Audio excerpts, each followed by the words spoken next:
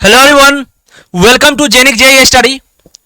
तो बहुत सारे दिमाग में बहुत सारा क्वेश्चन आता है, बहुत सारे स्टूडेंट का जो है अलग अलग क्वेश्चन आता है कि सर सिलेबस डिस्कशन हो गया, सर कुछ और सर रीजनिंग के बारे में सर। तो मैं एक आपको अप्रोच बताता हूं कि रीजनिंग की तैयारी कैसे करें, जैसा कि थंबनेल में लिखा है कि रीजनिंग की तैयारी हम लोग कैसे करें। ठीक है, आपके दिमाग में आ रहा होगा। तो उस चीज का मैं आपके सामने समाधान लाया हूं कि आप कैसे प्रिपरेशन करो कि आपको सब टॉपिक आराम से होता जाए और आपको पता भी ना चले कि कैसे कंप्लीट हो गया टॉपिक। बिल्कुल।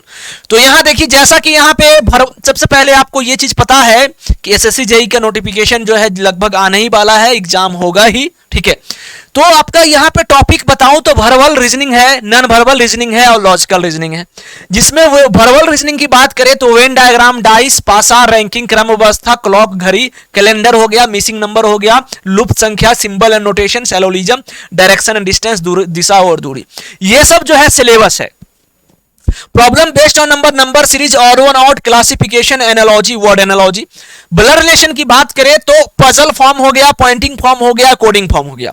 मगर हम आपको यह बता रहे हैं कि प्रिपरेशन कैसे करना है। सबसे पहले आप शुरुआत में ये सब टॉपिक देख लो। सबसे पहले शुरुआत में जो है आपको ये सब टॉपिक देखना है। ठीक है, वेन डायग्राम हो गया, डाइस हो गया, रैंकिंग हो गया, क्लॉक हो गया, कैलेंडर हो गया, मिसिंग नंबर हो गया, symbol notation, syllogism, direction distance. ये सब टॉपिक आपको इसलिए देखना है कि इसमें प्रैक्टिस और प्रैक्टिस मांगता है। ब्लड रिलेशन में प्रैक्टिस मांगता है। ठीक है, ये सब टॉपिक आपको देखना है। अब आप सोच रहे हैं कि सर ये शुरुआत में देखना है। बिल्कुल, आपको शुरुआत में ही देखना है। अब यहां पे ये जो नीचे लिखा हुआ है ना नंबर सीरीज, ये जो नंबर सीरीज लिखा हुआ है, ये एक ऐसा टॉपिक है जहां से हर एक एग्जाम में क्वेश्चन बनता ही है, यकीन मानिए। ठीक है, तो यहां नंबर सीरीज। अब जो है हम नंबर सीरीज के बाद ऑड वन आउट को क्यों लिखे हैं सर, है ना। तो नंबर सीरीज के बाद ऑड वन आउट को इसलिए लिखे हैं कि नंबर सीरीज का कंसेप्ट जो है वो ऑड वन आउट में भी लगता है, एनालॉजी में भी लगता है। ठीक है, इसलिए आपको पहले नंबर सीरीज पढ़ना है, फिर ऑड वन आउट पढ़ना है, फिर एनालॉजी पढ़ना है, जिससे जो है आपको लिंकिंग है सब के सब। ठीक है, अब चले आगे बढ़े। अब यहां पे problem based on alphabet, problem based on alphabet. अब देखो एक चीज मैं बता देता हूं आपको। अब जो है यहां पे एक चीज ध्यान दीजिएगा आप लोग कि सर यहां पे तो डायरेक्शन डिस्टेंस पहले लिखा हुआ है, तो मैं इस टॉपिक में यहां पे रैंकिंग लिखा हुआ है, रैंकिंग रैंकिंग यहां पे लिखा हुआ है। ठीक है, और यहां डायरेक्शन डिस्टेंस। मगर डायरेक्शन डिस्टेंस जो है आपको पहले पढ़ना है, क्योंकि डायरेक्शन डिस्टेंस में लेफ्ट क्या होता है, राइट क्या होता है, दायां बायां, क्लॉकवाइज क्या होता है, एंटी क्लॉकवाइज क्या होता है, वो कंसेप्ट जो है आपको रैंकिंग में भी जरूरत पड़ता है। ठीक है, समझ गए। तो इस बात का ध्यान देना। वैसे आप रैंकिंग भी पहले पढ़ सकते हो, क्योंकि रैंकिंग का कंसेप्ट जो है डायरेक्शन डिस्टेंस में यूज होगा। और ये रैंकिंग और डायरेक्शन डिस्टेंस आपका कंसेप्ट क्लियर रहेगा, तब आपका सीटिंग अरेंजमेंट का भी क्वेश्चन बनेगा। ऐसे नहीं कि सीधे चले जाना सीटिंग अरेंजमेंट पे, तुमको लेफ्ट राइट नहीं पता रहेगा, तुमको क्लॉकवाइज एंटी क्लॉकवाइज नहीं पता रहेगा, तुम सीटिंग अरेंजमेंट पे चले गए तो फिर दिक्कत होगा। इसलिए आपको एक सिस्टमैटिक ढंग से पढ़ना है, जिससे जो है लिंकिंग होता रहे हर चैप्टर को, और जहां पे लिंकिंग होता है ना वो टॉपिक आसान हो जाता है, यकीन मानिए इस बात को। अब चले आगे बढ़ते हैं।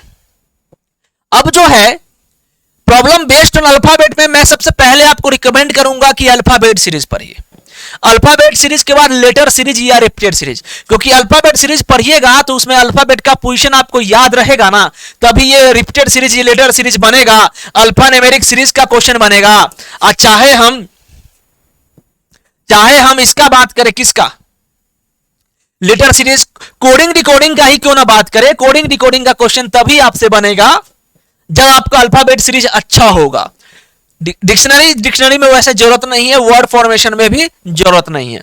तो आपका जो है यहां पे ये सब जरूरत अगर आएगा तो कोडिंग डिकोडिंग आसान हो जाएगा। आपको अल्फाबेट का पोजीशन याद रहेगा तो कोडिंग डिकोडिंग आसान हो जाएगा। ठीक है, अपोजिट लेटर पैटर्न याद रहेगा तो कोडिंग डिकोडिंग आसान हो जाएगा। तो इस बात का आपको याद रखना है। अब चले आगे। तो सीटिंग अरेंजमेंट में बता दिया कि पहले आपको रैंकिंग, सीटिंग अरेंजमेंट। अब देखो, अब क्या आपको यह लगता है कि इस टॉपिक पढ़ने लायक है? क्या आपको ऐसा लगता है कि यह टॉपिक पढ़ने लायक है, यह सिर्फ मैट्रिक्स छोड़ के? मैट्रिक्स भी इजी है, जब मैट्रिक्स बताऊंगा तो आपको आसान लगेगा। मिरर इमेज और वाटर इमेज कौन नहीं निकाल लेता है कि मिरर पास पास दूर दूर, जो पास वाला चीज होगा वो पास में बनेगा, दूर वाला चीज दूर में बनेगा, कौन नहीं बना देगा? नहीं बना सकते आप जैसे आईना में देखते हो, मिरर में देखते हो अपना चेहरा, तो कैसे आपको लगता है कि नाक जो है पहले दिख रहा है? तो वैसे करके पेपर कटिंग एंड फोल्डिंग नहीं बना पाओगे, बहुत इजी है। काउंटिंग ऑफ फिगर थोड़ा सा देखना रहता है, इसमें प्रैक्टिस मांगता है। Embedded figure, completion of figure, ये सब कंप्लीशन ऑफ फिगर नहीं बना पाओगे, एम्बेडेड फिगर नहीं बना पाओगे, तो क्या मतलब? ये सब जो है सब रत्ती भर का टॉपिक है, छोटा छोटा टॉपिक है, सब खत्म। यहां पे लॉजिकल रीजनिंग की बात करें तो statement and assumptions, cause and effect, course of action, statement and conclusion, data sufficiency, machine input and output, machine and argument, ये तो एसएससी जेईई में आता नहीं है, ये जो है एसएससी जेईई में आता नहीं है, ठीक है। तो यहां पे ये सब टॉपिक जो है आपको इसमें लॉजिकली सोचना है, आप कितना सोच पाते हो। इसमें प्रैक्टिस करने का नीड नहीं है, इसमें प्रैक्टिस करने का नीड नहीं है, इसमें भी प्रैक्टिस करने का नीड नहीं है, बस आपको एक बार प्रैक्टिस करना है, ये काउंटिंग ऑफ फिगर छोड़ के, बाकी में प्रैक्टिस करने का नीड नहीं है, ठीक है। काउंटिंग ऑफ फिगर में ट्रिक्स लगता है तभी बनेगा क्वेश्चन, तो ये हो गया। तो मेरे कहने का मतलब ये हुआ कि आपको जो है प्रैक्टिस सबसे ज्यादा किस टॉपिक में करना है। लास्ट में मैं ये चीज बता रहा हूं कि किस टॉपिक में आपको सबसे ज्यादा प्रैक्टिस करना है। नंबर सीरीज का आप लोग क्वेश्चन हमेशा बनाते रहें, ठीक है। अल्फाबेट सीरीज का क्वेश्चन हमेशा बनाते रहें। क्यों बनाते रहें? इसलिए कि सबसे ज्यादा यही से, इसी टॉपिक से जो है आपके एग्जाम में क्वेश्चन फ्रेम किया जाता है, आपके एग्जाम में जो है यहीं से टॉपिक्स के क्वेश्चन आते हैं। तो इस बात का याद रख लीजिएगा कि हम जो बोले हैं वो पैटर्न को आप फॉलो करिएगा, तो आप एक सक्सेसफुल रीजनिंग में जो है अच्छा मार्क्स लाएंगे, ठीक है। तो चलिए फिर मिलते हैं नए अपडेट के साथ। एसएससी जेईई का कोई भी रीजनिंग से रिलेटेड आपको कोई भी क्वेश्चन का प्रॉब्लम हो, किसी चीज में आपको समझना हो अच्छे से, तो हमसे जरूर आप पूछिएगा। मैं आपको यकीन दिलाता हूं कि आपको सब कुछ अच्छे से बताऊंगा और पूरा कंसेप्ट जो होगा वो क्रिस्टल क्लियर होगा। Thank you so much. जय हिंद, जय भारत, वंदे मातरम।